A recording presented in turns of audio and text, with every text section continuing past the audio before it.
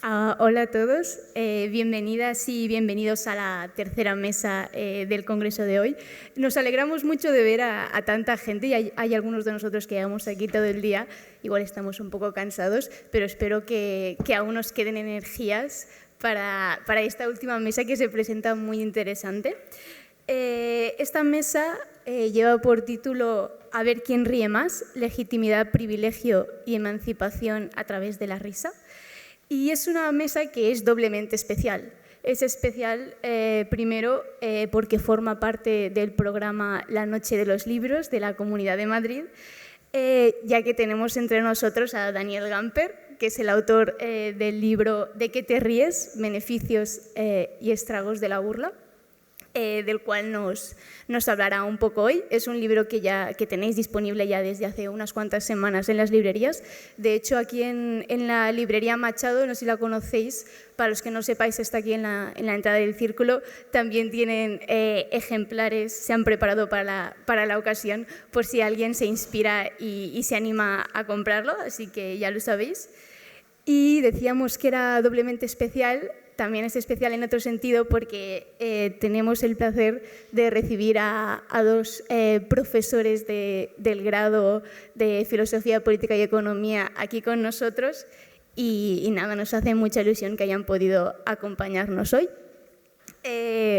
Voy a pasar a presentarlos un poco antes de empezar para poneros en contexto.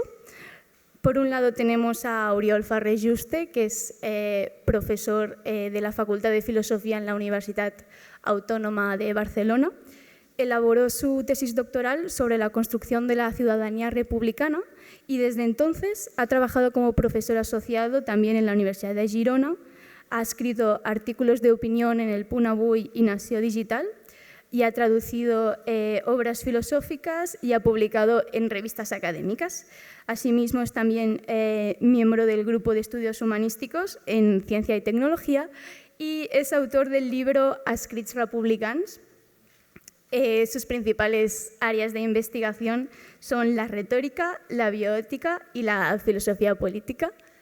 Oriol, t'agraïm molt que hagis vingut avui aquí. Ja saps que guardem amb molta estima les teves classes i et tenim un bon record i ens alegra molt saber que podem comptar amb tu i que ens podem tornar a retrobar més enllà de les classes. Moltes gràcies. Por otra banda, tenemos a Daniel Gamper, profesor de Filosofía Moral y Política. Ha sido miembro de la Comisión de Ética en Experimentación Animal y Humana también en la Universidad Autónoma de Barcelona y a la vez también es investigador en diferentes proyectos y ha publicado en revistas de prestigio. Destacan sus numerosos libros, entre los cuales se encuentran Las mejores palabras de la libre expresión y el ya mencionado ¿De qué te ríes? Beneficios y estragos de la burla. Además, ha traducido tanto obras como artículos de autores importantes como Nietzsche, Butler, Humboldt, Habermas, entre otros. Sus principales líneas de investigación son las teorías de la democracia, el papel de la religión en sociedades diversas, la libertad de conciencia i la llibertat d'expressió. A tu, alguns de nosaltres t'hem conegut ara, d'altres aquí també tenim alumnes teus, que han sigut alumnes teus a Barcelona, així que t'agraïm també molt que hagis pogut estar aquí amb nosaltres. Más o menos la dinámica de la mesa, tendremos dos intervenciones, primero de Daniel Gamper y luego de Oriol Farrés, y finalmente se abrirá un turno de preguntas para que el público pueda participar. Professors, sigueu benvinguts al Congrés i teniu la paraula.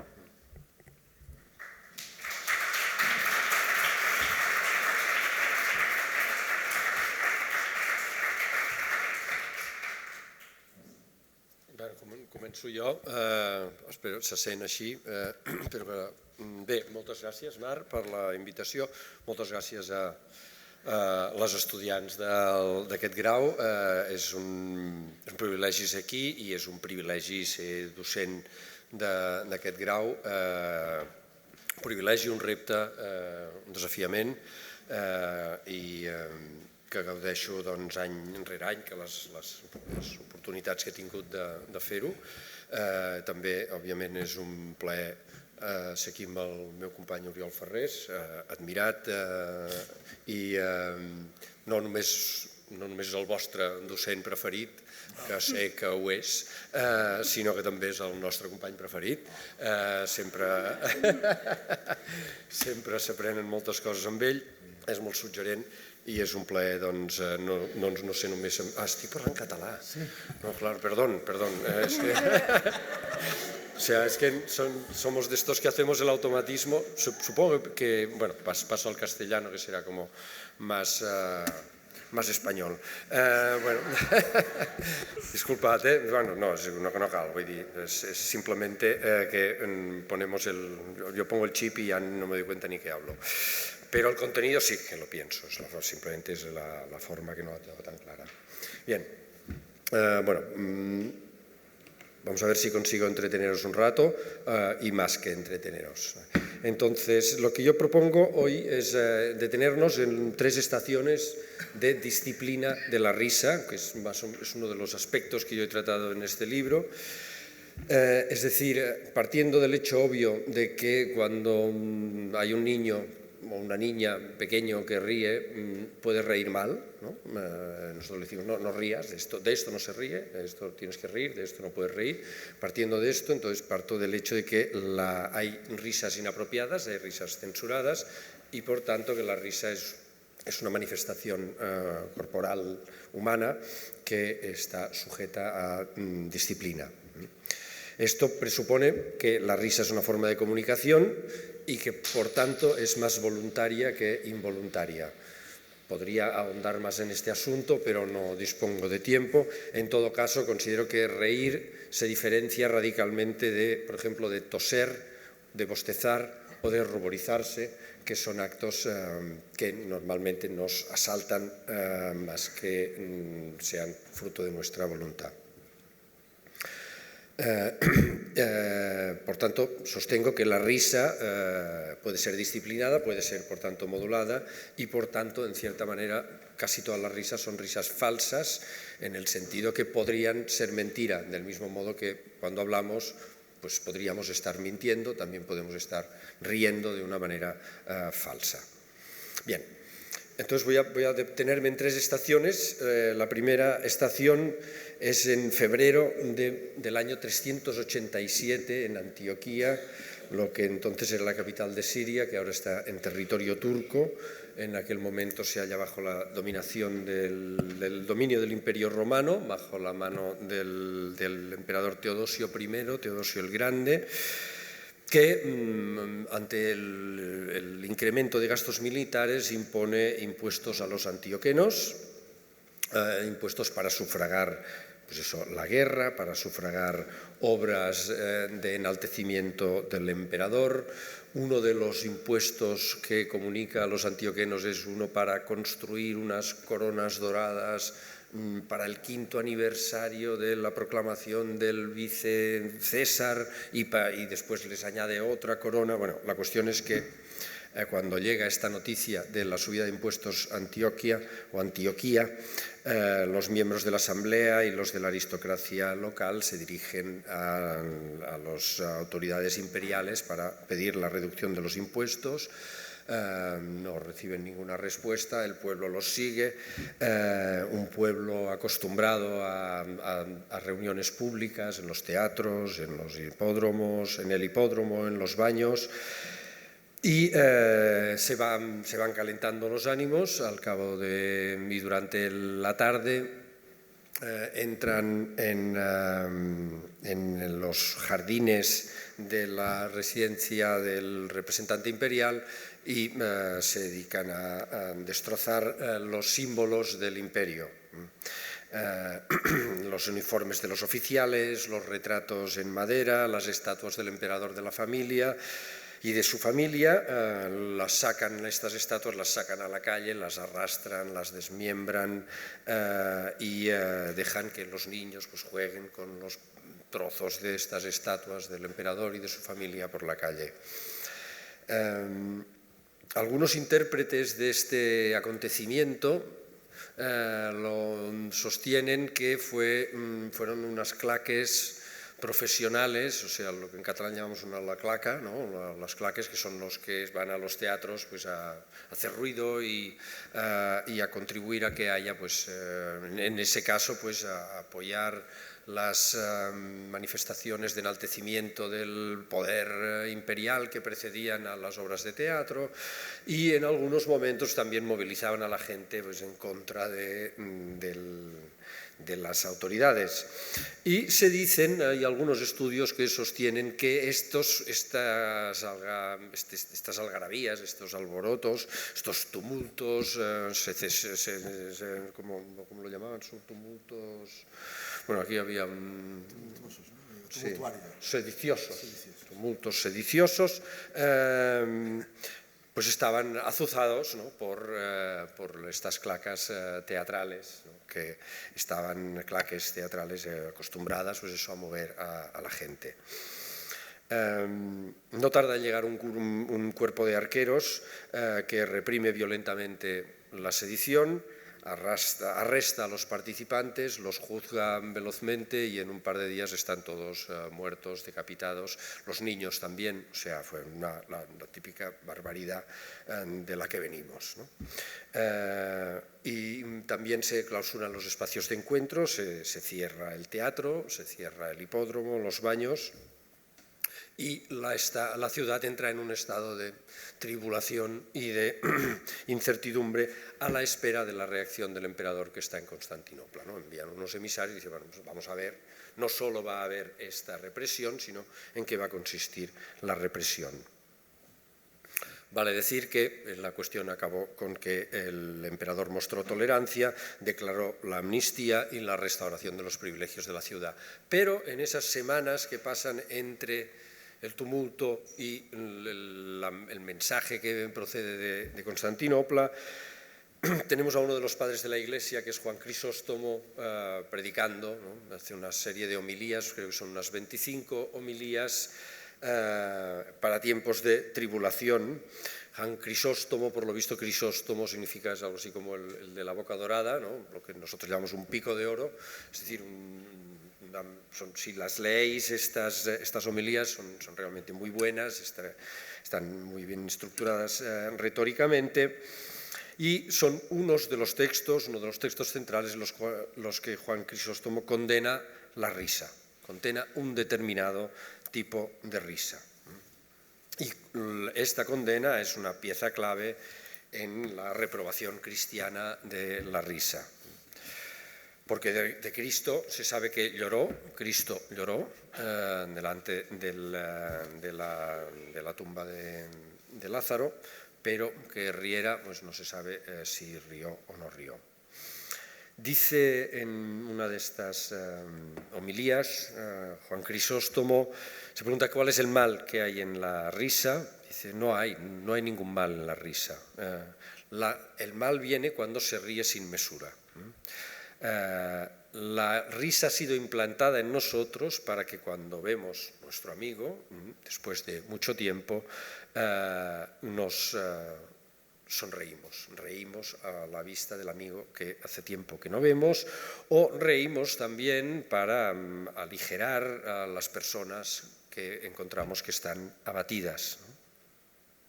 Pero esto no significa que tengamos que estar siempre riendo de manera violenta, ¿no? Dice, esto no está bien. Del mismo modo que tenemos un deseo carnal que mantenemos sujeto y que no dejamos expander, pues lo mismo habría que hacer con la risa, ¿no? Llegará un día en que habrá una alegría plena, pero no será en esta tierra, no será en esta vida, sino que será en una vida posterior, de manera que nuestra alegría, nuestra risa siempre está mezclada de algo que no es la risa, de algo que es pues también más pesado, ¿no? Juan Crisóstomo acompaña estas reprobaciones de la risa también de admonición, de exhortaciones a sus conciudadanos. Basta de teatro, ¿no? Dejad de ir al teatro y de perderos con estas banalidades, ¿no? Porque se va al teatro y uno ríe, ¿no? Y y ahora voy a hacer, esto es una cita, dice, reímos, reír y decir palabras jocosas no parece ciertamente un pecado manifiesto, pero llevan a un manifiesto crimen. Las más de las veces de la risa brotan las palabras torpes y de las palabras torpes nacen más torpes acciones. Muchas veces de las bromas y risas de burla síguense improperios y contumelias, de la afrenta y contumelia los golpes y heridas, de los golpes y heridas las muertes y homicidios, ¿no? Empezamos con uno que se pone a reír y acabamos con uno que acaba matando a otro. Y de hecho, una de las cosas que pasa cuando uno está escribiendo es que de repente lees algo y dices, pues no sé por qué escribo todo esto, porque está todo en una frase, ¿no? Y esto me pasó, o sea, cuando tengáis que escribir alguna cosa, yo siempre recomiendo primero, pues, ¿cuál es el concepto base? Te vas al Covarrubias, que es el tesoro de la lengua, y dices, vamos a ver qué decía el Covarrubias, ¿no? Porque a veces está todo allí, ¿no? Y a mí lo que me pasó es que busqué chiste en el Covarrubias y también dice, pues, empieza hablando de la chiste, empieza hablando de qué es un chiste, qué es una gracia, y acaba hablando de cuchillos, ¿no? en 3 frases. Dice, uno empieza diciendo gracias y tal, decir donaires, decir gracias, dice, pero si son perjudiciales acarrean algunas veces desgracias. Por donde tuvo origen el dicho común, andaos a decir gracias, de uno que por mostrarse gracioso dijo en lugar de gracia una lástima y lastimáronle con darle una cuchillada por la cara, ¿no? Es decir, lo típico, uno empiezas con una broma y te acaban pegando una bofetada, ¿no? Que es un poco lo que está en el título este, tú de qué te ríes, ¿no? De qué te ríes, que te parto la cara. Pues es un poco el problema ante el que está aquí Juan Crisóstomo, y empezamos riendo y acabamos matándonos los unos a los otros. Está claro que esto, él lo dice también en un momento en el que quiere apaciguar los ánimos, y digamos, dice, la alegría pues será una alegría post-mortem, por así decir, ¿no? Nosotros, la única idea que nosotros tenemos del post-mortem son los zombies, ¿no? Porque, digamos, la trascendencia como que la hemos destruido, y los zombies, que yo sepa, todavía no ha habido un zombie que ría, ¿no? Sería tal vez interesante, ¿no? Empezar a desarrollar, dice, ya que esto es un valle de lágrimas, pues lo que habría que hacer pues, es que el zombie, pues que finalmente que alguien se divierta, ¿no?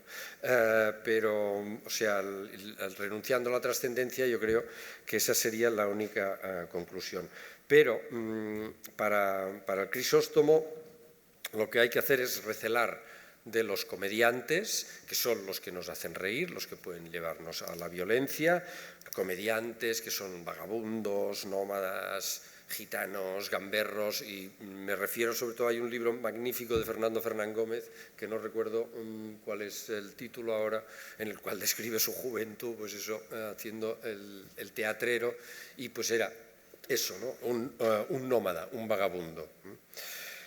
Además, el problema es que se junta la gente en los teatros y ahí pues se empieza a reír de manera pública, de manera compartida, y a partir de ahí pues puede surgir un reto hacia el poder.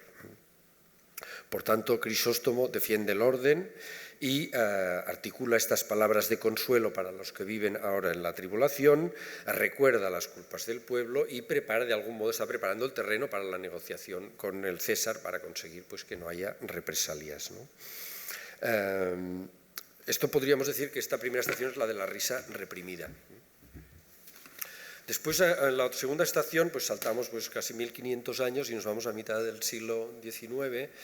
En realidad nos vamos a los años 30 del siglo XX, que es cuando Ernst Gombrich y Ernst Kris escriben un libro. Gombrich, no sé si sabéis quién es Gombrich, si no lo sabéis, pues vale la pena que lo sepáis, pues un historiador del arte, tal vez pues el más famoso del siglo XX, y en los años 30 en Viena escriben un libro sobre la caricatura, ¿no?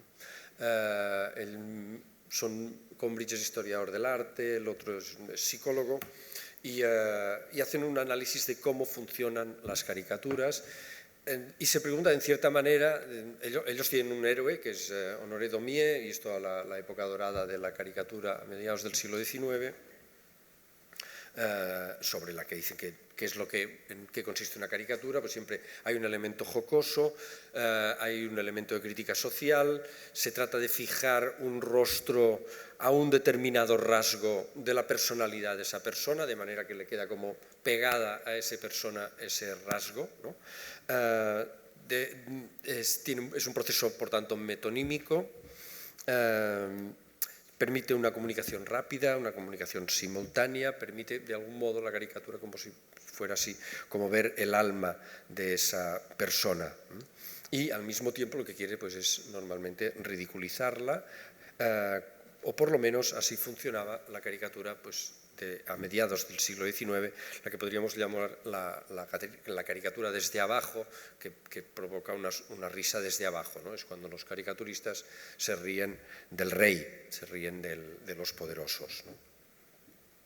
No es necesario decir que ellos escriben en Viena en los años 30, pues ahí están percibiendo el surgimiento de otra caricatura, de algún modo, ¿no? Que es la caricatura, por así decir, desde arriba, ¿no? La del judío, la de aquel que merece ser pues, exterminado y que, por tanto, lo que hace es reducir a toda una masa de personas pues, a un estereotipo.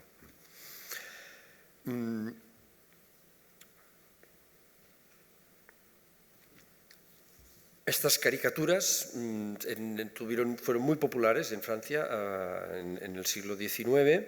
Es especialmente famosa la de Daumier, la que Daumier hace del rey Luis Felipe como Gargantúa, que acaba con Daumier en la cárcel, ¿no? Porque hay un debate en Francia. La Constitución de aquel momento prohibía la censura, pero se preguntan, dicen, bueno, una cosa es la censura de palabras y otra cosa son los dibujos. Los dibujos son un problema, porque los dibujos tienen difusión universal, todo el mundo los entiende, se entienden perfectamente, y decían, lo que ellos decían, hablan a los ojos, ¿no? La comunicación es directa y universal, da igual si quien lo está mirando sea un analfabeto, entiende, ¿no? Ahora no voy a entrar en el detalle, pero hay un dibujo de una pera, ¿no? Y la pera era el modo, como dibujaban, se correspondía a la forma de la cabeza del rey, ¿no? Y bastaba hacer un grafiti de una pera por la calle para que la gente pues, de algún modo se riera y sintiera que estaban cuestionando el poder real, ¿no?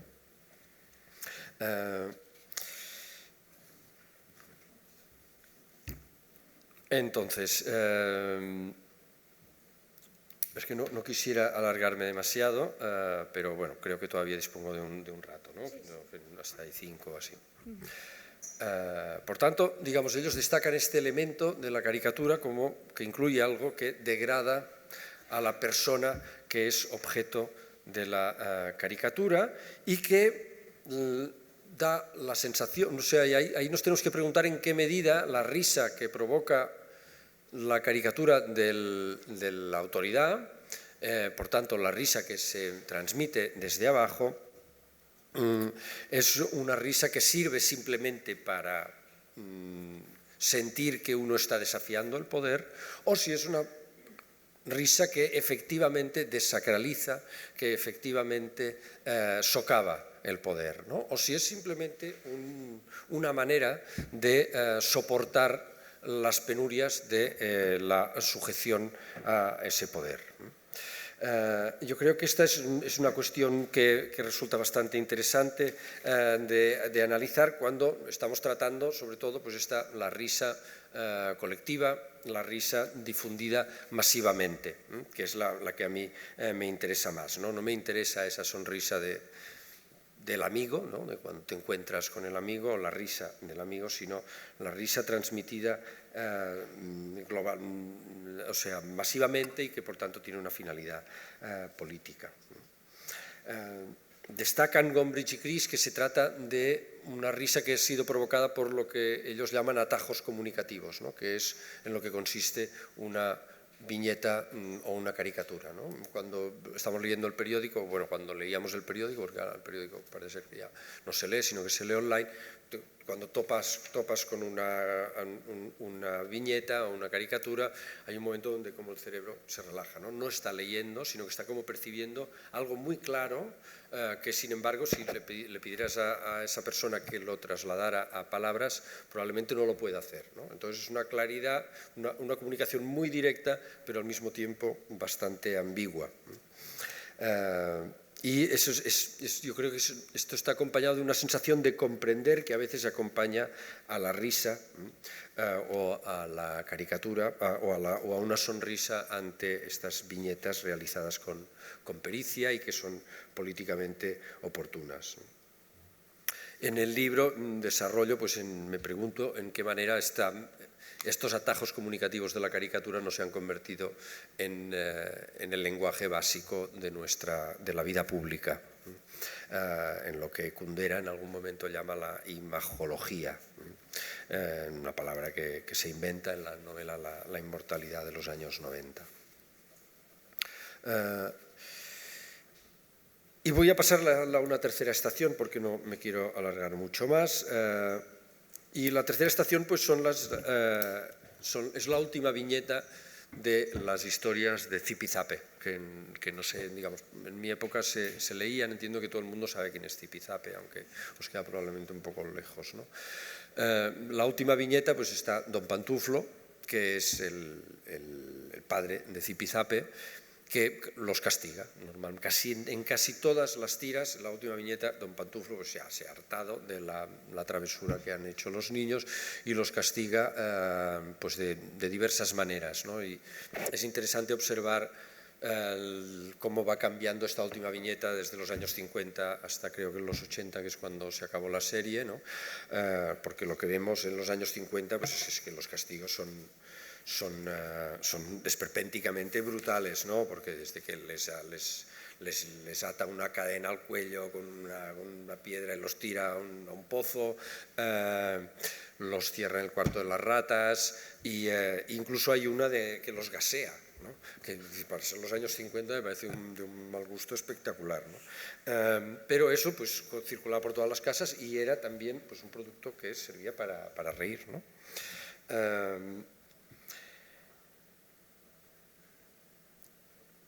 Esto se trata de una pareja de hermanitos, ¿no? Que son traviesos, que hacen cosas graciosas y que se comportan, son unos gamberros, ¿no? Y al mismo tiempo estas historias, ¿no? Lo que vemos es que están pensadas para hacer reír a los lectores, los cuales también deben recibir una lección de moral, ¿no? Entiendo que el niño lo lee y dice, bueno, la travesura hace reír, pero después, digamos, hay un castigo. Ese castigo en realidad también forma parte de la risa, ¿no? Entonces uno se pregunta exactamente cuál es la función de ese tipo de historieta, ¿no? Por lo visto, Ibáñez, según su sobrino, la brutalidad de estos castigos él la presentaba básicamente para criticar esos castigos, ¿no? Y en realidad, incluso si intentamos este libro infinito que es Pinocho, ¿no?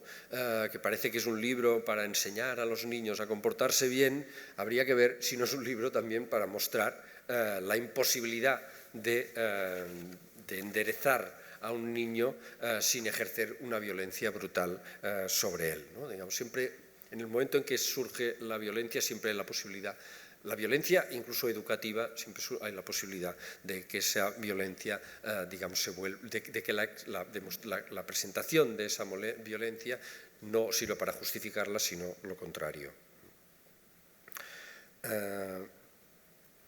De manera que ahí cada uno tiene su rol, ¿no? El niño es travieso y al padre le corresponde poner orden, ¿no? El problema es que el padre acaba siendo ridículo, ¿no?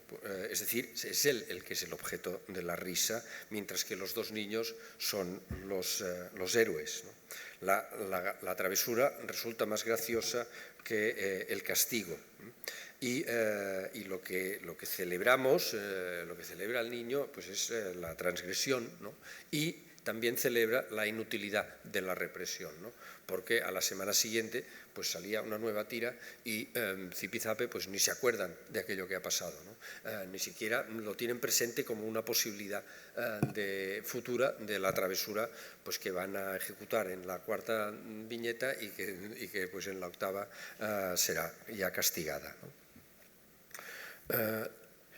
Se diría que la risa que, por tanto, provoca este castigo, ¿no? Es un modo de ridiculizar también a quien no tiene más remedio que actuar de manera seria. Y aquí convendría también que nos detuviéramos un momento a preguntarnos qué es lo serio. Yo solo lo suelto aquí porque parecería que tenemos claro qué es la risa o qué es la broma, ¿no? A veces cuando nos paramos a veces decimos, bueno, era broma. Lo que acabo de decir era broma, no se sabe muy bien qué función tiene la frase era broma, porque parece como que está borrando lo que se ha dicho antes. Si era broma, quiere decir que no era serio, pero por otra parte sabemos que las bromas, digamos, hacen daño, normalmente, digamos, porque no hay broma que no sea un poco maliciosa, ¿no? De manera que diciendo era broma parece que uno está haciendo que lo que ha dicho previamente desaparezca como por arte de magia, ¿no? Bueno, yo, digamos que cuando acabé de escribir el libro, de repente me di cuenta que estaba dando por supuesto que sabía que era lo serio. Y ahora pues empezaba a leer y lo que he visto es que en filosofía hay muy pocas cosas sobre lo serio.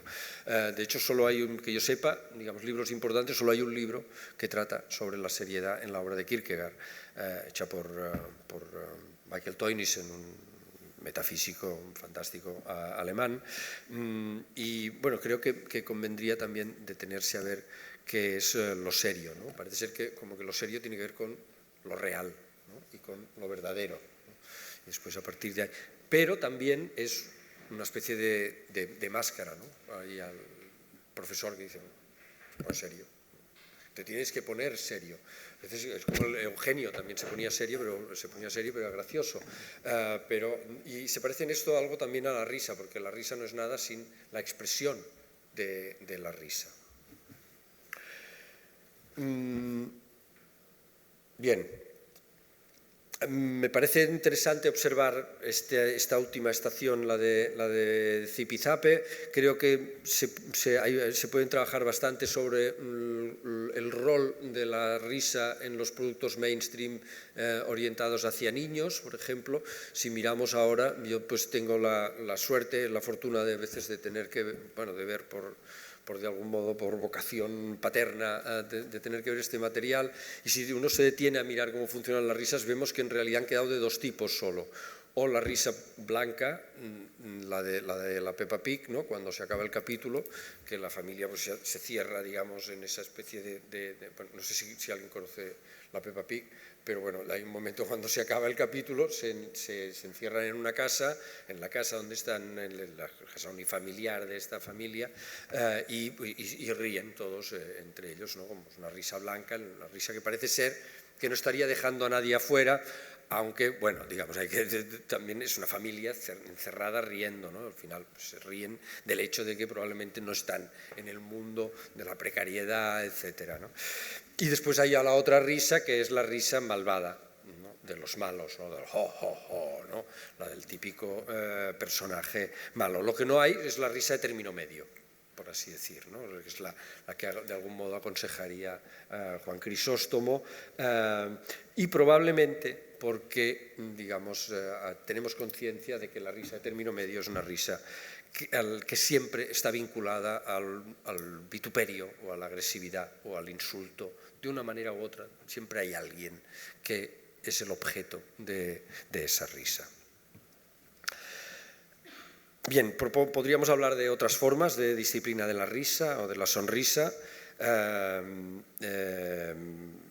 Vemos que los modelos de las personas que tienen vidas pues, admirables y que tienen vidas de éxito pues suelen salir riendo, y podríamos hablar bastante, creo que sería interesante que habláramos de las sonrisas que maquinalmente pues, ponemos o se suelen poner cuando tenemos una cámara delante o cuando nos ponemos una cámara delante, lo cual es bastante más habitual, ¿no? Digamos, esas sonrisas maquinales que por algún motivo, esas caras que nos ponemos encima de nuestra cara para, digamos, manifestarnos delante de los otros.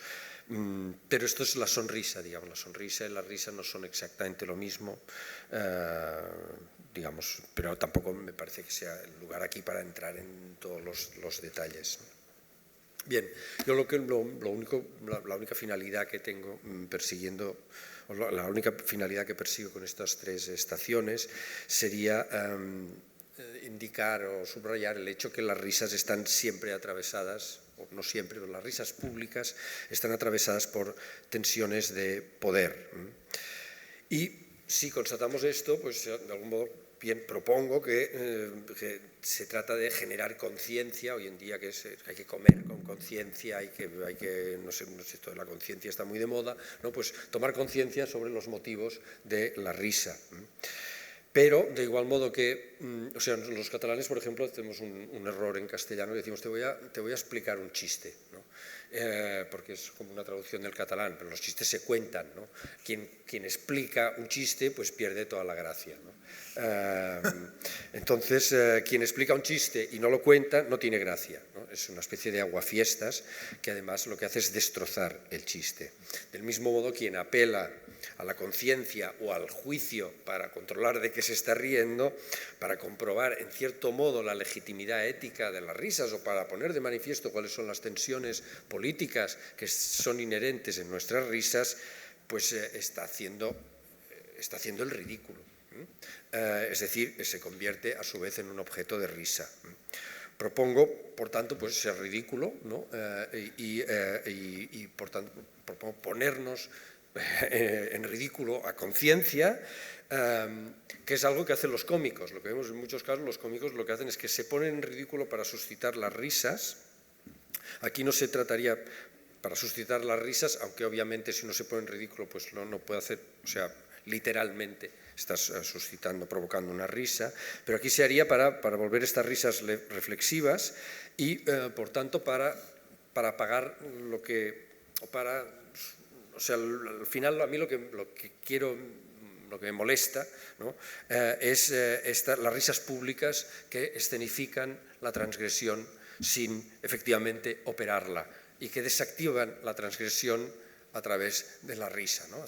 Escenifican una transgresión, no la operan y la desactivan a través de la risa, porque uno dice, hombre, pues me he quedado bastante a gusto, ¿no? ¿Y qué ha pasado después? No ha pasado nada, ¿no? Digamos, los cómicos que ahora están tan de moda, que son tan transgresores, como el Ricky Gervais y estos, no cambian nada, o sea, es puro espectáculo, empieza y se acaba. Dice, no, es que este se atreve a decir muchas cosas, pero lo deja todo igual, ¿no?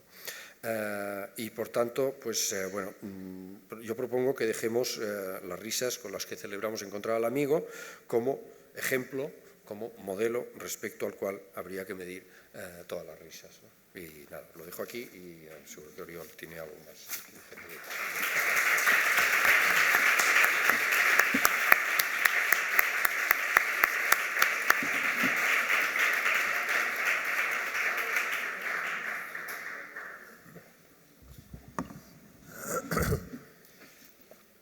Buenas tardes, ¿se me oye bien? Ahora sí. Sí.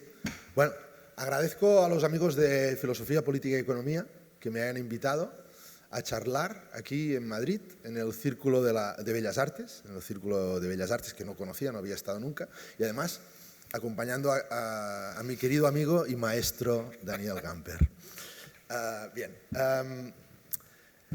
En el correo electrónico, lo cuento tal cual es, me pidieron, atención, una charla de unos 20 minutos, ahí estaba claro algo, sobre la burla y la risa como instrumentos políticos del pueblo para su emancipación.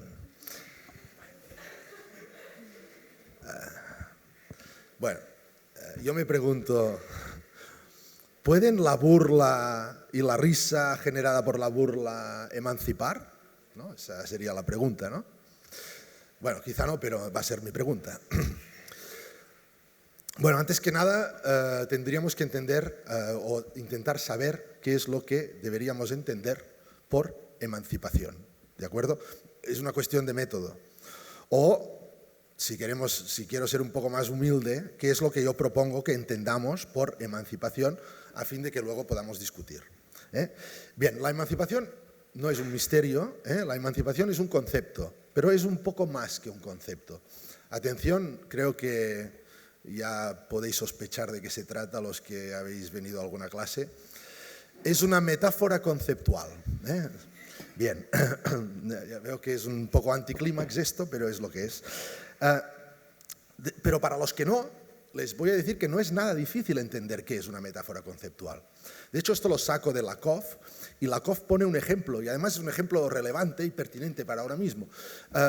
Es decir, una metáfora conceptual sería, por ejemplo, en Lakoff, cuando dice time, pone como ejemplo de metáfora conceptual, time is money, es decir, el tiempo es oro. ¿Qué es el tiempo? ¿No? Pregunta filosófica infinita a la que no voy a entrar. Pero desde el punto de vista de la comprensión común, entendemos el tiempo, es el dominio meta, a partir de un dominio fuente, literal, el meta es figurado, que es el oro, porque el tiempo es algo valioso. De hecho, lo estáis perdiendo aquí, ¿no? No. Pero el tiempo se puede perder, se puede invertir, se puede ganar, se puede ahorrar. Es time is money, el tiempo es oro. Lo entendemos así, pero no es una frase retórica. Es como entendemos realmente en parte el tiempo. No es evidentemente el tiempo de los físicos, ¿no? Pero es el tiempo para nosotros. Y bien, ¿qué es para nosotros la emancipación? Bien, la pregunta sería, ¿cuál es el dominio fuente de la emancipación? Y ahí yo tenía la tentación de hablar de la misteriosa res mancipi de la Roma arcaica, de la que no se sabe nada. Y por lo tanto inventarme algo, pero no. O la emancipatio, cuando el amo libera al esclavo. Se extingue la patria potestad sobre el esclavo, lo libera. Esto es una emancipatio. Bueno, la res mancipi no se sabe qué es. Bueno, la propiedad, pero ¿en qué sentido? ¿Es esto el dominio fuente? No, para nada. El dominio fuente del concepto de emancipación que creo que me pedís, por lo esto del pueblo que se emancipa, es algo que vais a conocer si no lo habéis conocido ya, que es la emancipación en el sentido de el joven que se emancipa, los hijos que se emancipan de los padres. ¿De acuerdo? Es decir, emancipación significa, esta palabra la voy a pronunciar con mucho placer aquí, independencia. ¿De acuerdo? Bien. Independencia de los menores de edad que pasan a ser mayores de edad y se independizan. Bien.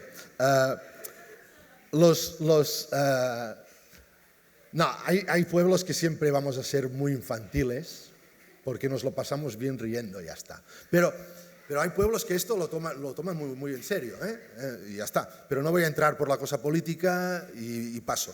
Es decir, evidentemente, la emancipación de las colonias, de los siervos, de los obreros respecto a sus patrones, de naciones oprimidas, de lo que sea, significa que lo entendemos desde el dominio fuente literal de la independencia del mayor de edad, y es así como pasamos de forma muy rápida y barata a entender la libertad republicana como no dominación y como autogobierno. ¿De acuerdo? Rápida y barata en tiempo. Bien, pero el pueblo. Bueno, permitidme un rodeo. Y de hecho ya suena un poco. Estamos hablando de la emancipación y de ser mayor de edad.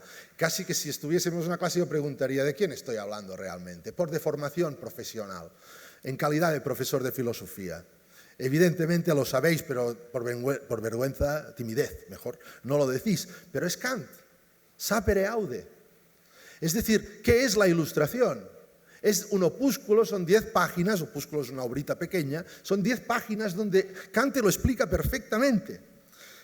Todo el mundo conoce más o menos la idea, es un bonito giro filosófico, porque viene a decir que el hombre, en una época de ilustración, no ilustrada, de ilustración en proceso, es naturaliter maiorennes, naturalmente por naturaleza mayor de edad. No tiene que tener tutelas ajenas. Tiene que poder andar erguido, tiene que poder saltar las zanjas, tiene que poder pensar por sí mismo. Tiene que poder pensar por sí mismo. Andar erguido, caminar sin miedo, saltar las zanjas, esto son metáforas, pero sobre todo en el sentido de atreverse a pensar por sí mismo sin tutelas ajenas. Bien, ¿y el pueblo? ¿Dónde está el pueblo? Bien, cito a Kant, esto es muy importante, quizás lo más importante de la charla, ¿vale? Dice Kant, por esta sola razón el pueblo solo poco a poco llega a ilustrarse. Mediante una revolución, ¿acaso se logre derrocar el despotismo personal y acabar con la opresión económica o política? ¿Acaso? Pero nunca se consigue la verdadera reforma de la manera de pensar, sino que nuevos prejuicios, en lugar de los antiguos, servirán de riendas para conducir al gran tropel. Al gran tropel es el pueblo. ¿Qué podría significar emancipar el pueblo en sentido kantiano, en sentido ilustrado? Esta va a ser mi pregunta. Hay una cosa de Hannah Arendt muy bonita, porque yo pienso que pensar por uno mismo es pensar sin asideros, sin barandillas. Y Hannah Arendt lo dice, tengo una metáfora que nunca he publicado, pues la he guardado para mí. Yo la llamo pensar sin asideros, sin barandillas. En alemán, denken ohne Geländer. Es decir, cuando uno sube o baja por unas escaleras siempre puede agarrarse a la barandilla para no caer. Pero hoy hemos perdido este asidero, esa barandilla. Así es como me explico a mí misma, dice Arendt, y eso es sin duda lo que intento hacer, pensar sin asideros. Bueno, fin de la cita. Yo no creo que estemos ahora mismo sin asideros, pero Arendt es un comentario de Arendt filosófico, no sociopolítico. Yo creo que hay muchos tópicos, muchos asideros, muchas barandillas. Lo políticamente correcto, lo establecido, lo que hay, pero pensar filosóficamente sería pensar por uno mismo, sin asideros, sin barandillas. Y ahora la pregunta, ¿puede la burla emancipar en este sentido? Bien, voy a responder la pregunta. A ver, voy a responder la pregunta que vamos a decir en 10 minutos, en 5. Sí, bueno, un poco más tienes. Bien, perfecto, no hay prisa. Bien, voy a responder la pregunta in utramque partem. Ya lo sabéis, es en ambas partes. Voy a defender, como los retóricos, voy a mostrar que sí, que la burla emancipa, y que no, que la burla no emancipa. Pero no lo voy a hacer a la vez, porque si lo hago a la vez me estaré contradiciendo, ¿de acuerdo? Esto es un pecado filosófico mayor. Pero voy a mostrar que sí puede, y que puede que no, o que no puede directamente, ¿bien? Voy a decir que depende. Y voy a intentar indicar o mostrar de qué depende, y ahí es donde se pone realmente interesante. ¿De acuerdo? Bien, que sí, que emancipa. Decía Mikhail Bakhtin que antaño es siglos atrás, la risa se opuso no solo a la seriedad en general, sino incluso a la forma también históricamente determinada de la seriedad dogmática y unilateral predominante en la Edad Media. Es decir, contra el dogma del monopolio cultural de la Iglesia y de Juan Crisóstomo, la burla medieval. Risus capax, capaz de reír. Y se reían, lo sabemos. Sigo a Bakhtin. Bakhtin dice, contra las pretensiones de inmutabilidad, esto no se puede cambiar, atemporalidad, siempre ha sido así, este país ya existía antes del Big Bang. Bueno, en fin, perdón. Contra las solemnidades, contra las jerarquías, contra las concepciones establecidas en la Edad Media y todavía en el Renacimiento, apareció, dice Bakhtin, la risa popular. La risa popular. Ya tenemos al pueblo, la risa popular. Yo estuve muy contento cuando leía esto porque se lo voy a contar. Es la risa popular. Bien. Disfraces, la idea de ponerse la ropa al revés, calcetines en la cabeza.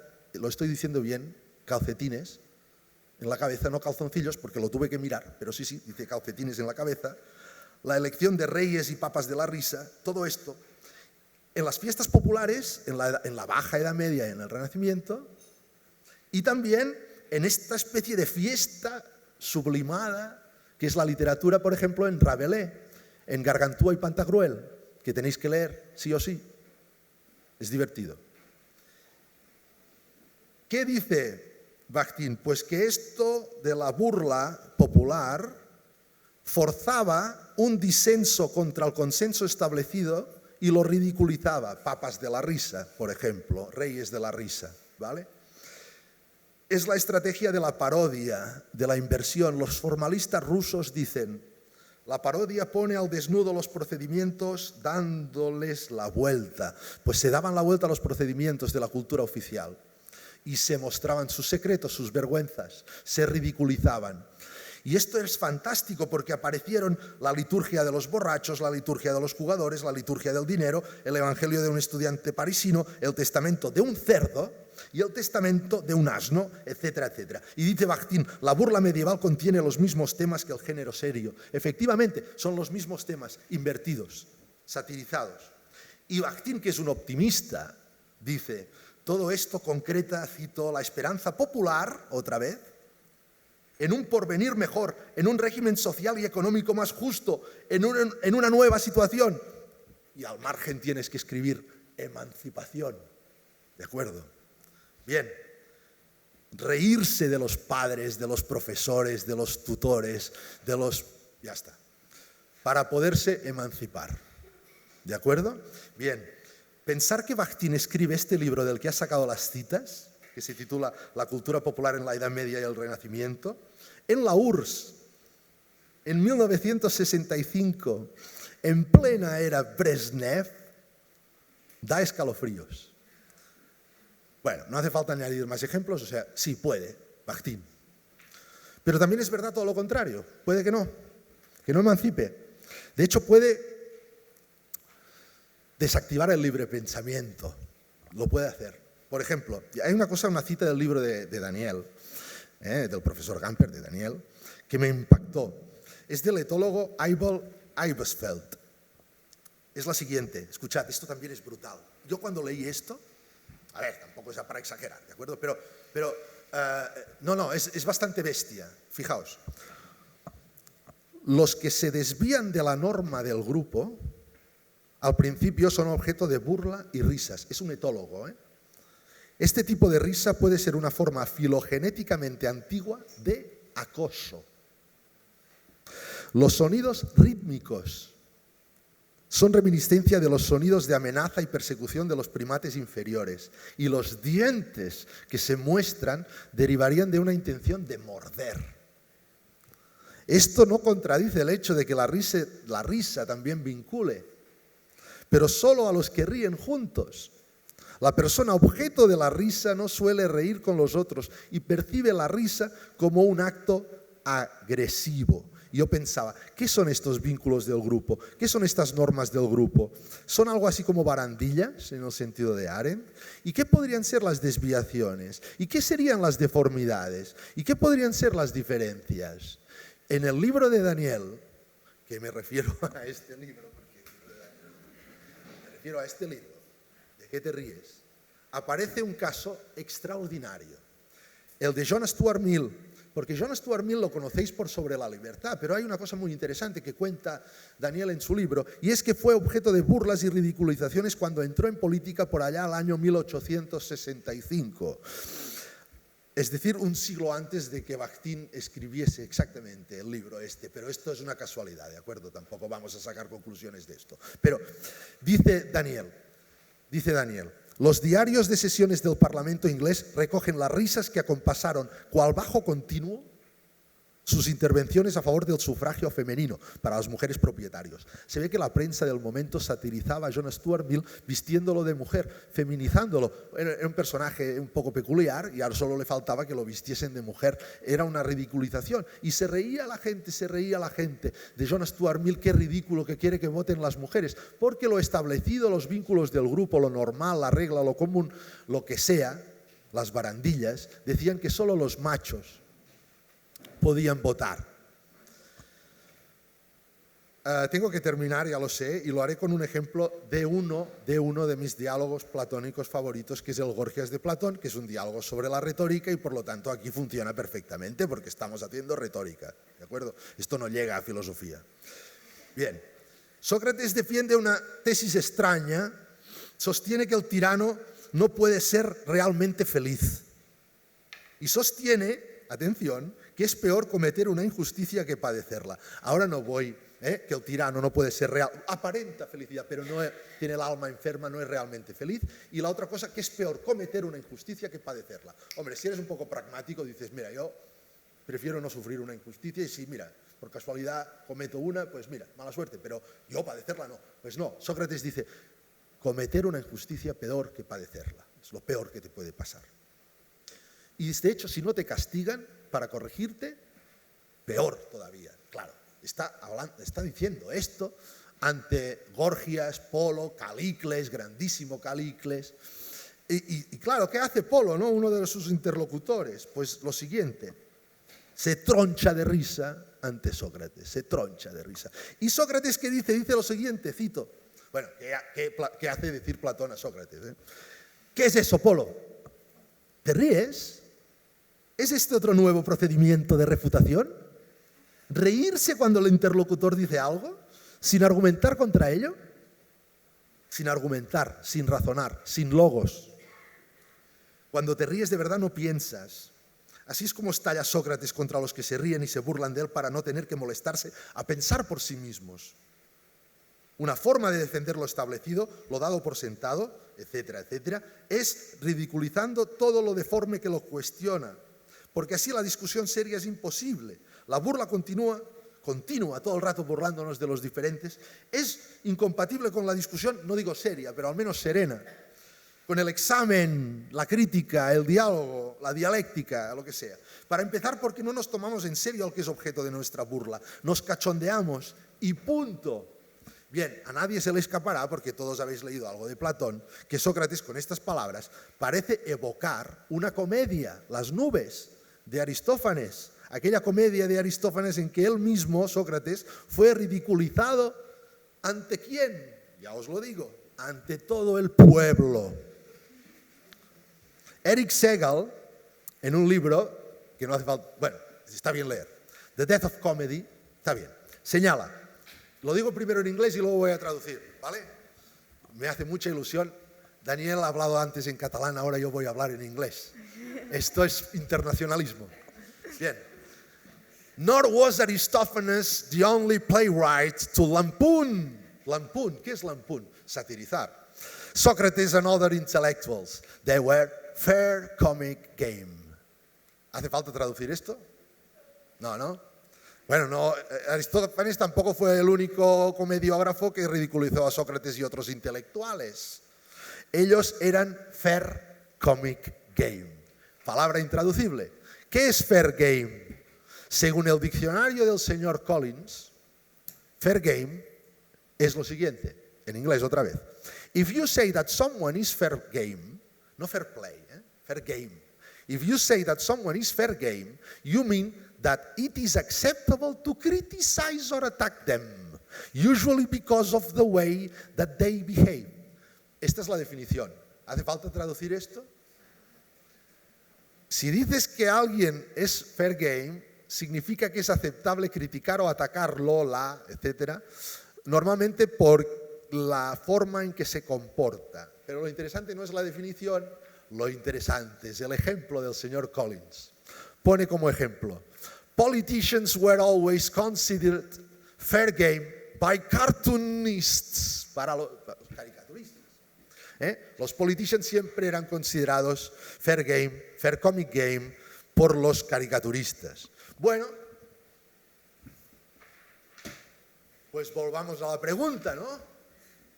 Para terminar, la burla, la risa, ¿emancipan? Respuesta, sí y no. Depende.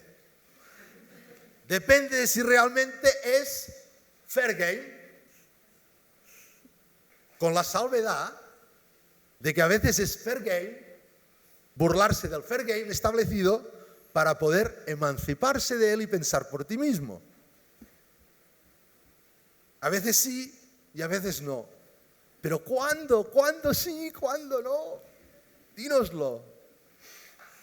Bueno, pues saltad la zanja, caminad erguidos, con paso firme, pensad por vosotros mismos, pero no esperéis que ahora yo os ponga barandillas. Muchas gracias.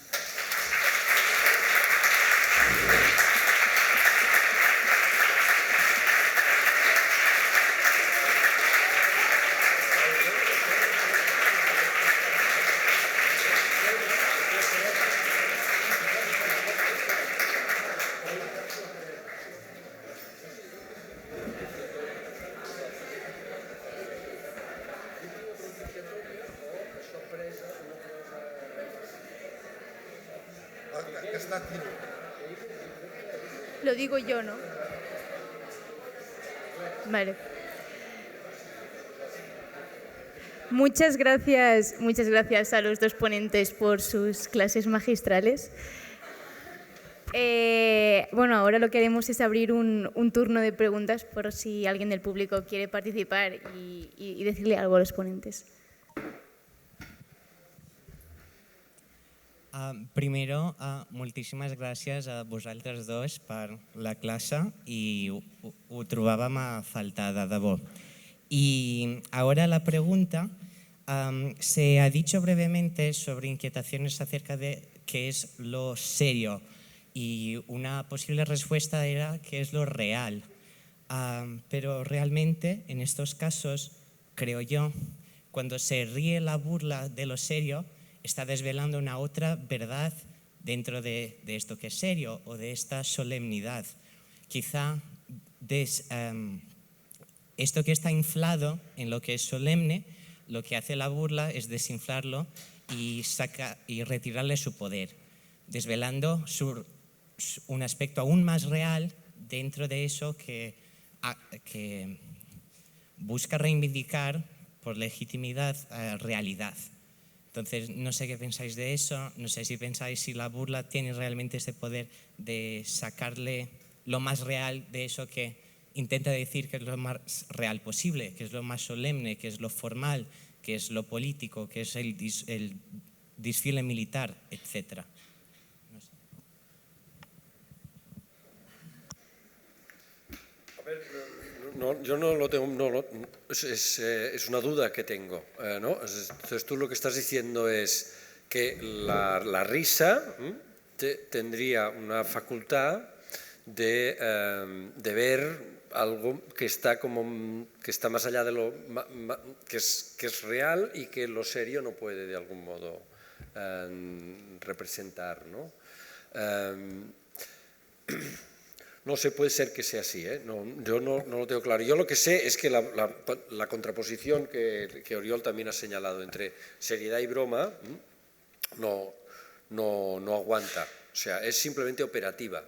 Cuando estamos hablando, dices, no, bueno, esto es serio, esto es broma, ahora voy a decir una estupidez, ¿no? Voy a decir una broma. Entonces ya sabes que en ese momento pues, se suspenden una serie de expectativas, pero sabemos también que a veces pues, se descubren cosas, o sea, yo creo que también tiene un elemento de atajo, ¿no? Te permite decir cosas que tal vez si las tienes que explicar seriamente no puedes. Lo que pasa es que también, o sea, el caso del cual me habló Oriol del Gorgias, ¿no? Cuando responde riendo. Claro, el que responde riendo no está ofreciendo ningún argumento, pero parece que sí, y es mucho más rápido y mucho más fácil que si tú tienes que explicar efectivamente las cosas, ¿no? Entonces yo creo que pues, puede ser económico y después tiene otra función que efectivamente la autoridad a veces se reviste de solemnidad, ¿no? Y contribuye pues, a ver que el emperador está desnudo, ¿no?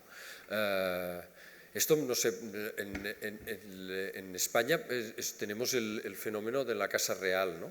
Que durante mucho tiempo no fue objeto de broma, hasta que de repente en la televisión catalana hubo unos que empezaron a hacer bromas, empezaron a hacer imitaciones del rey, ¿no? Y la Casa Real reaccionó, esto creo que es a finales de los 90, y de repente pues, ¿cambió algo o no cambió algo esto, ¿no? Digamos, ahora ya se pueden hacer bromas de la Casa Real. Bueno, a ver, igual hay canales en los cuales pues, no se puede hacer, no sé si la televisión española se atreve con ese tipo de game, de presa, ¿no? Que es como víctima propiciatoria de algún modo, ¿no? Pero es una manera también de socavar esa autoridad, es una manera de contribuir, cuando la gente se empieza a cachondear, ¿no? Puede eso contribuir a socavar esa autoridad, o es que nos empezamos a cachondear porque esa autoridad ya no la tiene, ¿no? Entonces, digamos, yo creo que, bueno, es un instrumento retórico que puede tener una función u otra. Yo creo que es realmente difícil llegar a alguna definición final, pero sobre la contraposición entre seriedad y broma, yo creo que es una contraposición que no se aguanta, es operativa, y en algunos casos a través de la broma, pues sí parece ser que estás consiguiendo decir alguna cosa que la seriedad, que a veces la seriedad es solo apariencia de seriedad, del mismo modo que la broma a veces es solo apariencia de broma, ¿no? A veces algunos que los ves hablando muy serios y dices, pero si no está diciendo nada, ¿no? Dice, no, pero como que lleva traje, corbata y tal y cual, entonces pues parece como que está dándole un empaque a lo que está diciendo, pues rascas un poco y tal vez no haya nada, ¿no? En cambio el bromista se puede vestir de parresiasta en algunas ocasiones, ¿no? Entonces mira el coraje que tiene de decir cosas, ¿no? Pero tampoco le daría yo demasiada importancia, ¿no? Porque ahora representa que... Esto es como cuando pones la televisión, ¿no? De repente hay unos hablando seriamente en las noticias, ¿no? El Tiempo, y allí pues estamos todos bastante críticos diciendo, bueno, a ver qué está diciendo a ver cómo han elegido, cómo han editado estas noticias, ¿no? Y después aparece un humorista pues haciendo lo mismo. Me parece que esta mañana había uno que hace este jueguito, ¿no? Que se sienta por una mesa y entonces hace las mismas noticias, ¿no? Pero como con más acidez, ¿no? Sin barandillas, de algún modo. Y de repente entonces la gente se pone ahí y dice, vamos a escuchar a este. Ahí sí, resulta que ese nos lo tomamos en serio, en cambio el que se pone serio nos lo tomamos en broma, ¿no? Hay una especie de carnaval bastante curioso entre la seriedad y la broma, que parece que los serios, digamos, son tomados a cachondeo, y en cambio los que hacen bromas parecería que se revisten de una autoridad y de un acceso, ¿no? a la verdad. Yo quiero añadir una cosa a raíz de lo que comentaba, que en términos también operativos, sin querer ir más allá porque estamos improvisando, bueno, al menos yo, que el tema este de es broma, ¿no? Dices algo y no, es broma. Que a mí me recuerda a cuando pisas a alguien involuntariamente, pero físicamente, le pisas el pie, con tu zapato, y luego le dices, perdona, no iba en serio. ¿No? Es decir, es broma, es para quitar, es decir, te han clavado el cuchillo, pero luego es como si pusieses una tirita. Y esto tiene una función social interesante, porque si no nos meteríamos todos, ¿no? Y entonces es broma, ¿no? Las bromas sirven un poco para ponernos tiritas los unos a los otros, ¿no? Porque podrían decir, este tío, ¿dónde va? Con esta americana, ¿pero qué se ha creído, no? Es broma, pero bueno, te lo he dicho, no te lo he dicho, que es lo que yo quería, esta cosa, ¿no? Porque él ha hablado de la parresía, efectivamente, el ciudadano, bueno, esta cosa del humanismo cívico, ¿no? En la asamblea, como es soberano, igual que los demás, no tiene por qué, ante cualquier representante, cortarse, y le puede, en catalán decimos aquello de buidar el pap, ¿no? Es decir, decirle todo lo que tenga que decir, parresía, ¿no? Con franqueza, ¿no? Pero lo interesante es, en el mundo más del carnavalesco, es la figura del bufón. Y nosotros tenemos los nuestros también de bufones, porque quieras o no, bueno, en plan titular, ¿no? No venimos de los griegos, venimos de la Edad Media nosotros, ¿eh? Lo de los griegos es más una cosa para inspirarse, pero nuestro origen, Europa, nace en un contexto que es el que es. Pero había bufones. Y es una cosa interesante porque todavía hay. Y parece broma. Y es divertido y te ríes, pero va muy en serio a veces, ¿eh? También va muy en serio. Por eso estoy muy de acuerdo con lo que dice Daniel, que es operativo esto de en serio y en broma. Porque en realidad están pasando otras cosas también. No sé si en profundidad o por la superficie, no me atrevo con metáforas espaciales, pero están pasando simultáneamente otras cosas también.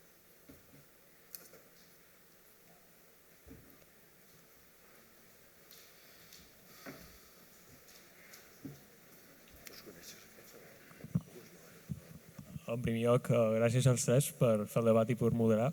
El Daniel va mencionar l'humor de... No entenc res. Ara? Sí. Ara? Que el Daniel va mencionar l'humor de Ricky Gervais. Separa't una mica, que si no... Més Aixeca't. lluny. Tu, Així que... posa-te'l una mica lluny Sí. i vocalitza. Així? Val. Serà perfecte. Que el Daniel va mencionar l'humor de Ricky Gervais i em sembla que es fa amb un to marcadament misàndric i crec que és una tònica comú amb molt de l'humor del segle XXI. Us volia preguntar si creieu que, encara que sigui misàndric, l'humor, en aquest sentit, pot servir com una eina d'emancipació, o no? L'humor pot servir com una eina d'emancipació. Si un humor misàndric que no tingui una estima per a l'ésser humà, encara pot servir com una eina d'emancipació. El misàntrop de Molière. No, el misàntrop de Ricky Gervais, la penya que se n'en fot de la resta de penya, a saco, perquè no té cap estima per la humanitat, si això té valor emancipatiu. Jo em nego a respondre. No, a mi el concepte d'emancipació, diguem, no... O sigui, parlem, per exemple, de l'underground, no? O de l'humor... Pipi Calzas Largas, per exemple, no? Que és com una prefiguració de l'underground en la qual s'alteren totes les... O sigui, l'ordre simplement es gira del revés i es menysprea l'ordre burgès, o l'escena underground del còmic. Aquí a Madrid n'hi va haver, però a Barcelona va haver una escena molt potent amb el Víbora, el Cimoc, el Cairo, i una escena underground. Ui, estic parlant en català. Bueno, és igual, puc parlar en català, és que ja no sé muy bien. No sé, la pregunta era en català. Entonces, bueno, ahí había una escena bastante potente. ¿Y para qué función tiene esto? ¿No? Yo creo que es una función de gamberros, básicamente, ¿no? Hacer gamberradas es divertido. Y son gamberradas que... O sea, yo creo que la gran diferencia está en el hecho de que ¿quién leía el Víbora en los años 80? ¿Quién lo iba a buscar? ¿No? Irlo a buscar no era fácil, bueno, no era fácil, tampoco era tan difícil, pero digamos, había que ir a un kiosco, había que comprarlo, había que adquirirlo, había que, bueno, o en mi caso, yo por ejemplo, que tengo un hermano mayor, pues se los robaban, o sea, él los escondía, yo los iba a leer porque claro, eran muy potentes, ¿no? Y son, pues no creo que tengan un potencial emancipativo. El problema que tienen es que suelen ser unas bromas que son reducidas, están dirigidas a un grupito, y son como bromas electivas, o sea, yo elijo someterme a bromas soeces, obscenas, de mal gusto, decididamente de mal gusto, ¿no? Porque, digamos, el mal gusto pues tiene su gracia. El problema es cuando esto de repente se hace, se mueve a través de la red, ¿no? Y ahí ya no, si tenía, en el supuesto que tuviera alguna función emancipatoria o emancipativa, esa se pierde totalmente cuando entra en la red y se convierte pues en un malentendido, en una creación de malentendidos. Sé que no estoy respondiendo a la pregunta porque en realidad no la puedo responder porque no tengo ni idea si la misantropía de algún modo puede ser emancipadora o no, ¿no? Yo creo que para que una idea sea emancipadora pues tiene que ser tiene que ser entusiasmante, ¿no? Y el nihilismo underground pues es simplemente lo que crea es una especie de risa que no puedes contener, que es la risa de cuando alguien ha dicho una cosa muy bestia, ¿no? Cuando reímos y dices, ostras, vaya cosa más bestia que ha dicho este, pero yo no creo que cambie nada, más que tal vez pues bueno, nos hace menos resistentes a la vulgaridad, ¿no? Digamos, de modo que pues empezamos a tragar más vulgaridad. Pero, digamos, estoy respondiendo por otro lado, ¿eh?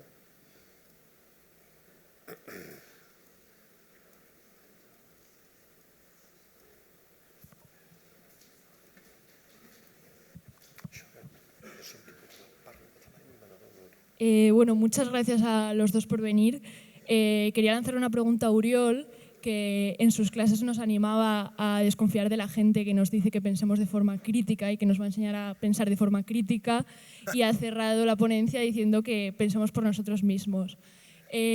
Mencionabas a Aristófanes y he pensado en la Asamblea de las Mujeres, cuando Aristófanes habla de cómo las mujeres toman el gobierno y hacen una especie de gobierno pseudocomunista, y utilizaba esto, que evidentemente pues, no está tan bien ahora reírse de las mujeres, pero lo utilizaba para simplificar un mensaje que lo que intentaba era criticar la manera en la que se estaba gobernando en ese momento.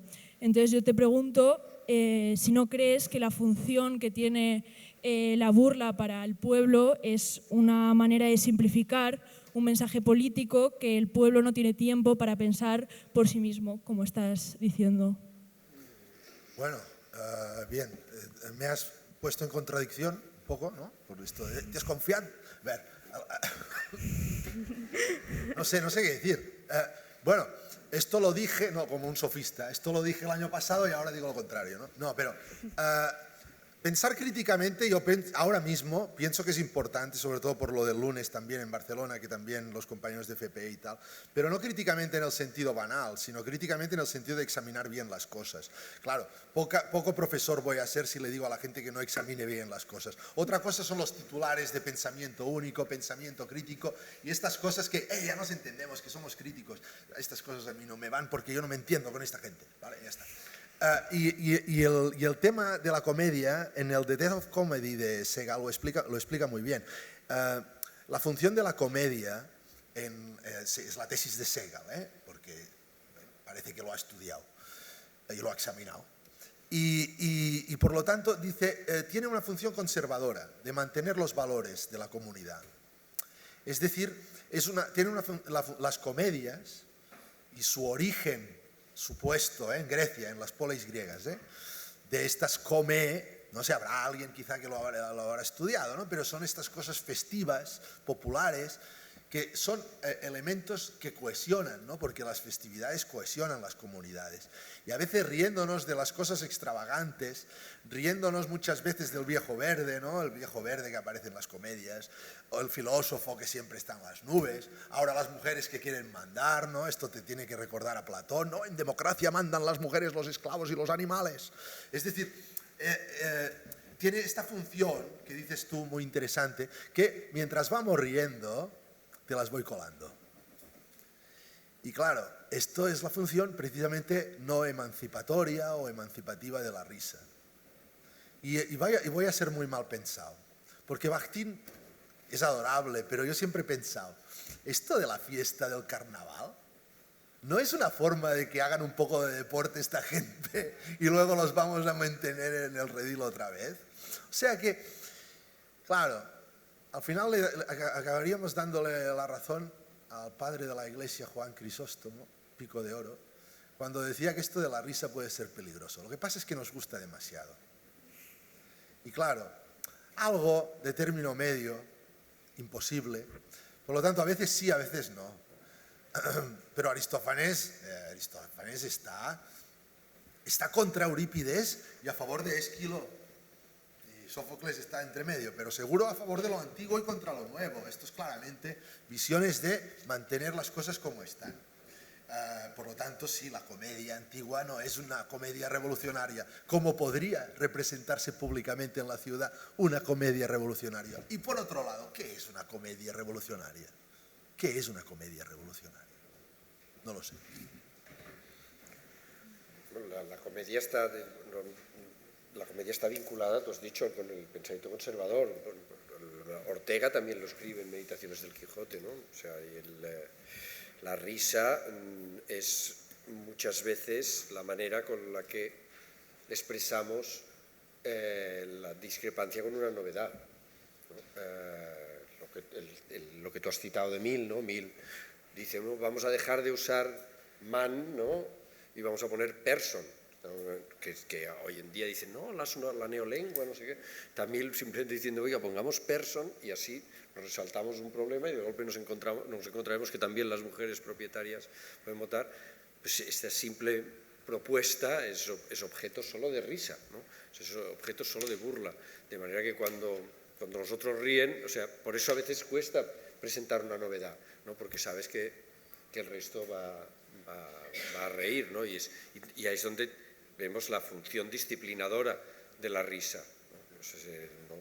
Si cambias de look, te pones una ropa distinta, llegas, los otros, si se ríen, esa risa pues es una risa de algún modo que es inhibidora de la acción, ¿no? Nosotros nos evitamos ser objeto de la risa.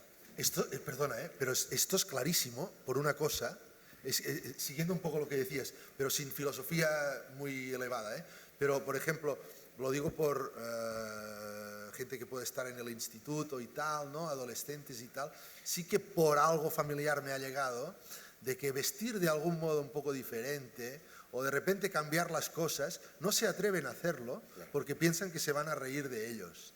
Es decir, es realmente interesante porque no es una teoría, esto está pasando hoy. No, pero a ver, digamos, la reputación siempre ha sido un elemento fundamental, o sea, al final somos como somos vistos, ¿no? Y estamos permanentemente intentando no ser objeto de ridículo. Y más cuando de repente en primero de la ESO te das cuenta de que también existe un yo público, que es una imagen que quizá cuando eras un chaval no sabías que esto existía y claro, de repente tienes algo que también lo tienes que cuidar y preocuparte, ¿no? Porque no sabías que estaba, pero que es importante. Quizá no es tan importante, al final piensas que no lo es, pero esto es un aprendizaje, ¿no? Esto es un aprendizaje.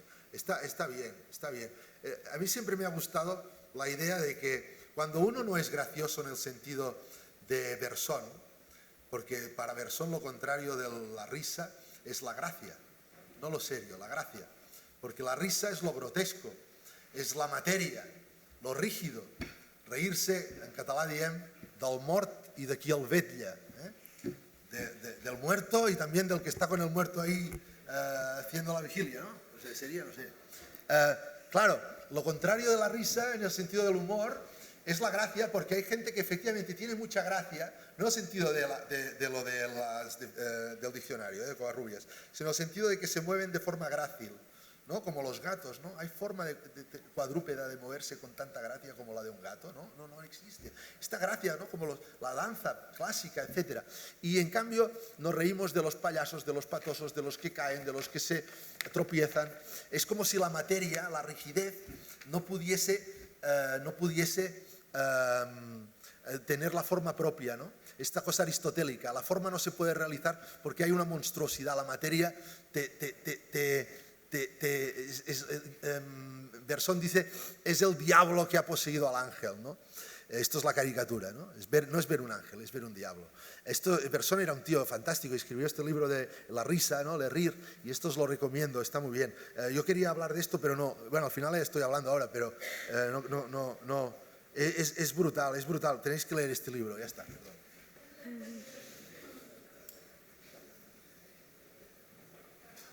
Ya está, ¿no? Solo una duda y es que escuchándoos me quedo un poco con la intriga de si consideráis toda risa como una burla, es decir, si toda risa, podemos estar de acuerdo todos en que la risa indudablemente tiene un carácter social, nos reímos con o nos reímos de, pero casi todos los ejemplos que habéis puesto han sido risas como mofas, burlas acerca de otras personas y yo me pregunto qué hay de todas esas risas un poco más, menos insidiosas, ¿verdad? O sea, risas, juegos de palabras, en fin, reírse, ya no voy a hablar de reírse de uno mismo, pero sí reírse sin ánimo de burlarse, ¿no? ¿O consideraríais la burla como la risa por antonomasia o que toda risa en realidad esconde una burla de fondo? Esto es algo que quería aclarar con vosotros. Ahora no recuerdo exactamente la cita, hay una cita de Jaume Fuster, en el libro, me parece que toda risa que no provenga de la cosquilla debes estar seguro que procede de la burla y que procede, por tanto, de la contraposición, de la animosidad, de la hostilidad, ¿no? ¿Existe una risa que es puramente un juego de la mente, ¿sabes? Como una especie de cosquillas neuronales que de repente, creo que sí, pero bueno, imagino que sí, lo que tú decías, juegos de palabras, pero los juegos de palabras siempre hay como un poco de malicia, ¿no? Siempre hay como, a veces pues está la cuestión escatológica, está la cuestión sexual, está la cuestión política, que si no están, difícilmente las cosas hacen reír. Y después están como ríen los niños, ¿no? Que pueden reír a partir de cosquillas, pueden reír simplemente porque están... Bueno, es la plenitud infantil, ¿no? Que no sabes qué hacer cuando estás tan lleno de alegría que te sale una risa, ¿no? La risa blanca, puede ser que exista, bueno, yo creo que existe, y sobre todo entre amigos, ¿no? Digamos, esa cosa de decir, oh, qué ilusión, qué contento estoy de estar aquí, ¿no? Yo hace poco no recuerdo un momento en el cual de repente, no sé qué sensación de alegría tuve, porque era una cosa bonita que vi, y de repente, pues claro, como estoy bastante sensible, estoy observando todo el rato mis propias reacciones de risa, digo, de repente estaba riendo, pero era como una cosa que parecía que sí que no tenía ningún vínculo social, ni estaba tampoco criticando a nadie, ni me estaba regodeando en el mal ajeno, que parece ser que estaría en casi todas las risas. Pues si leímos a Freud, El chiste y el inconsciente, pues él ahondaría también en esta tesis de que al final siempre hay alguien en contra de quien se ríe. Elías Canetti sostiene que semejante a la cita de Abel Eibesfeld que citaba ahora Oriol, sostiene que la risa es el placer, es la anticipación del placer que va a sentir alguien que tiene una presa y que está a punto de devorar. Por tanto, él la remonta a un gesto, digamos, primitivo o ancestral del ser humano y vinculada, pues eso, a comer, a devorar y también, o algunos lo hablan como amenazar, ¿no? Estás como, cuando ríes, estás como si, casi como puedes darle un mordisco a otro, ¿no? El hecho de que se enseñan los dientes, etcétera. Y después también sería interesante ver, por ejemplo, la disciplina de la risa femenina a lo largo de los años, ¿no? A lo largo de las épocas, digamos así, que ahora entiendo yo que es normal que una mujer pues ría a mandíbula batiente en medio de la calle, pero habría que ver qué pasaba hace 100 años, ¿no? Donde había una cortesía de la risa, no enseñar, también porque hay una cosa obscena, ¿no? Estás enseñando pues un orificio del cuerpo, abriéndolo, la mujer tiene que ser recatada, no puede deformar la cara, porque al final también hay esta cosa de cuando uno ríe, en realidad pues está toda la cara deformada, no es especialmente, sobre todo cuando ríes a mandíbula batiente, ¿no? Pues tampoco no es una cosa que dices, qué bonito, ¿no? Digamos, es un espectáculo, si te lo miras desde fuera, es un espectáculo un poco desagradable incluso ver a mucha gente riendo. Lo que pasa es que como que tiene esta capacidad, esta fuerza contagiosa, cuesta no caer en la risa, ¿no? Por eso los talleres de risoterapia funcionan muy bien, porque basta con que uno ría de verdad para que aquello se transmita como un reguero de pólvora, ¿no? Pero, claro, y ahí también está, en cierto modo, el peligro, ¿no? Porque dos se ríen de uno, entonces los otros también se pueden reír, en parte por el contagio y en parte porque me río, porque así, para empezar, no se va a reír de mí, ¿sabes? Entonces, has identificado al otro. Si miras los patios de la escuela, muchas veces funciona así la risa. Es difícil encontrar una... También las hay, ¿no? Pero bueno, el elemento de la agresividad y de la... La Schadenfreude, sí, en parte también por el mal ajeno o para distinguir, nosotros somos los que nos reímos de aquellos de allí, ¿sabes? Que no puede ser que sean más poderosos, pero me une con el otro el hecho de reírme, ¿no? Yo quiero añadir una cosa muy rápida, porque la pregunta, de hecho, va muy bien, porque yo cuando estaba preparando la intervención pensaba, me preguntaron por la risa y por la burla.